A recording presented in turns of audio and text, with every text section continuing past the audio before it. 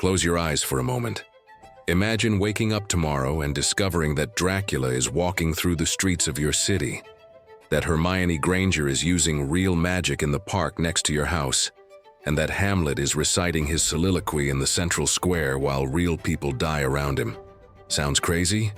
Maybe it's the deepest reflection on the power of words you've ever had. What if I told you that for just 24 hours, every word, every character, every fantastic creature ever described in all the books of human history came to literal life? Have you ever stopped to think about what we really create when we write? When Bram Stoker imagined Dracula, when Mary Shelley gave life to Frankenstein's monster, when George Orwell built Big Brother, they weren't just telling stories. They were giving shape to our deepest fears, our most secret hopes, the darkest and brightest aspects of the human condition.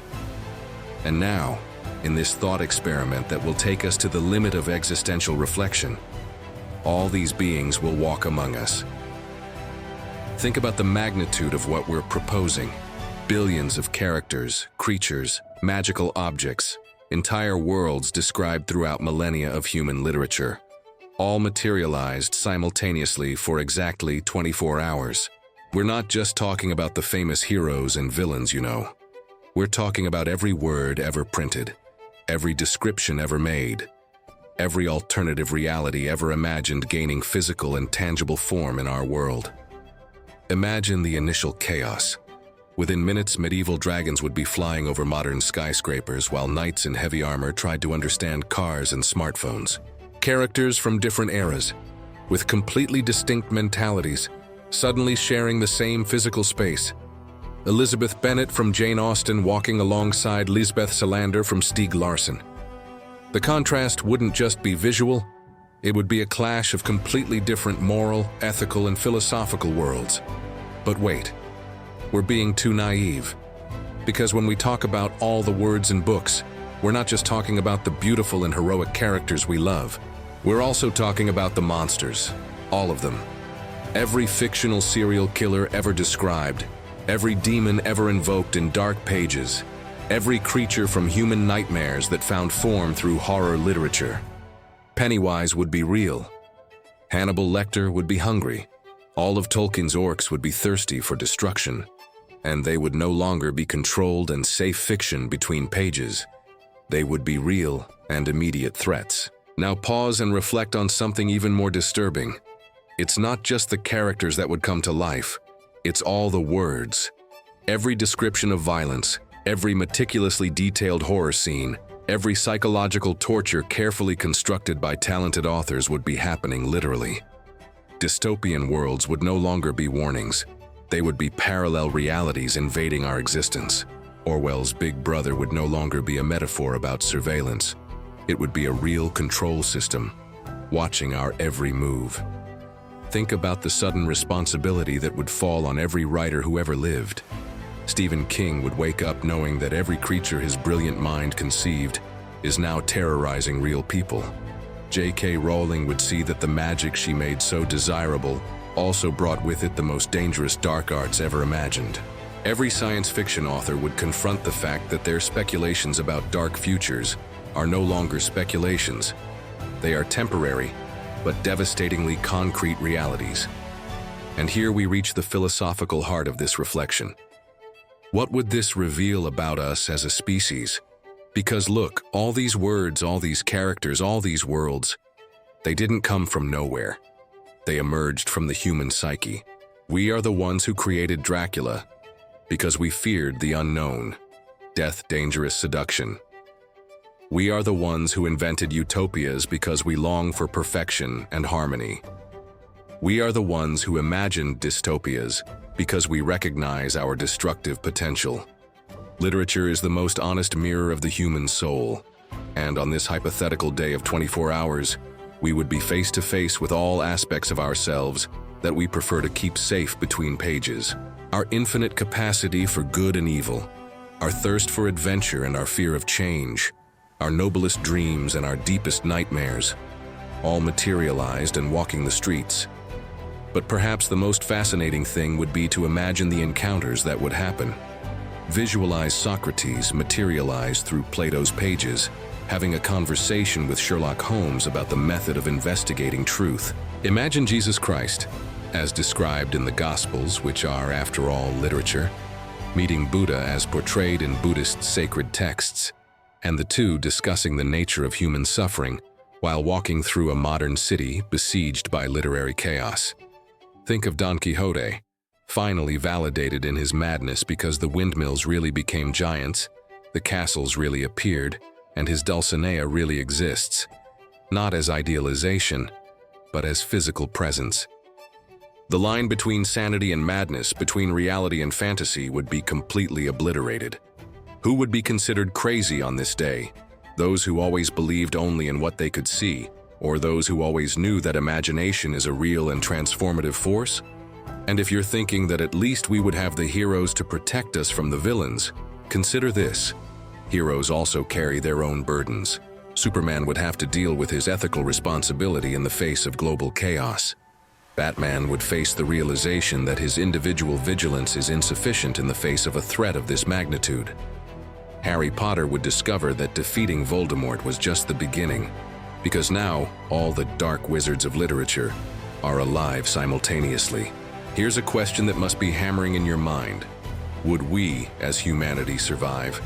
And I'm not just talking about physical survival, although that's questionable in the face of dragons, demons, and destructive magical weapons. I'm talking about psychological and spiritual survival. How would our collective sanity react to direct confrontation with absolutely all the possibilities our mind has ever conceived?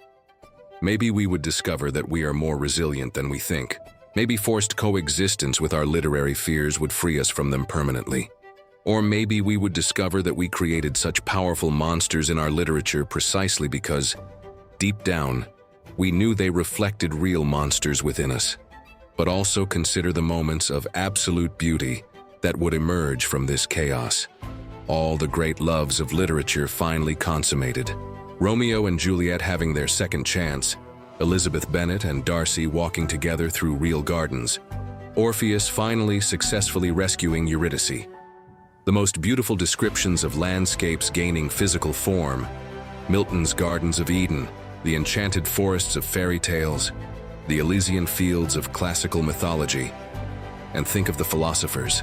Imagine Nietzsche, materialized through his own words, walking the streets and observing whether his prophecy of the Superman came true, or whether we remain trapped in what he called herd morality. Socrates questioning passers-by with his characteristic irony, forcing everyone to examine their unexamined lives. Plato observing whether we manage to leave the cave or whether we remain prisoners of shadows. Here's where the reflection becomes truly deep, and I need you to stop for a moment to really absorb this. This thought experiment reveals something fundamental about the power of the written word. Every book we read, every story we absorb, is already, in a way, coming to life within us. The characters we admire shape our values. The villains we fear alert us to our own dark potentials. The philosophies we study alter our perception of reality. The difference between our hypothetical scenario and reality is only one of degree, not nature. Hamlet already lives in every person who questions the meaning of existence. Don Quixote already rides in every idealist who refuses to accept the world as it is. Lady Macbeth already whispers in the ears of all who have been tempted by power at any cost. And this brings us to the central question. If words already have this transformative power over our inner reality, what is our responsibility as creators and consumers of literature? Every time you read a book, you're not just entertaining yourself, you're allowing other minds to shape yours. You're inviting other realities to coexist with your perception of the world. If you're watching this video up to this point, it's because you recognize that there's something deep in this reflection. And I want you to pause and think, which literary characters are already alive within you? Which philosophies have already altered your way of seeing the world? Which stories have already changed who you fundamentally are? Because here's the truth that this thought experiment reveals. We don't need to wait for a magical day when words come to life. They already have, within us. Literature is not escapism. It's the laboratory where we test possibilities of being human. Every character we encounter on pages is a version of us that could exist under different circumstances. Imagine, in the last minutes of these hypothetical 24 hours, all these literary beings beginning to fade. The heroes wave goodbye, aware that they have fulfilled their role of inspiring. The villains scream in frustration, knowing that their plans have been contained between pages again. The lovers embrace one last time before returning to the realm of permanent imagination.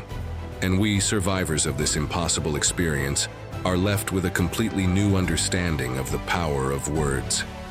We don't need to fear a day when all words come to life because, in a very real sense, they never cease to be alive. Every book is a portal. Every story is a possibility. Every word is a brick in the construction of the reality we perceive. The question is not whether we would survive the day when all words came to life. The question is, are we living consciously knowing that they are already alive within us? Are we consciously choosing which literary realities we allow to shape our existence? If this video made you question the real power of words in your life, if it made you think about which stories are secretly governing your choices, then click like, because you just realized something that most people never consider. And if you feel there are people in your life who need to reflect on the invisible but real power of literature in our existences, share this video. Because in the end, every time we share an idea, we're doing exactly what we explored here, giving life to words. Leave in the comments, if you could choose just one literary character to come to life for 24 hours, who would it be and why?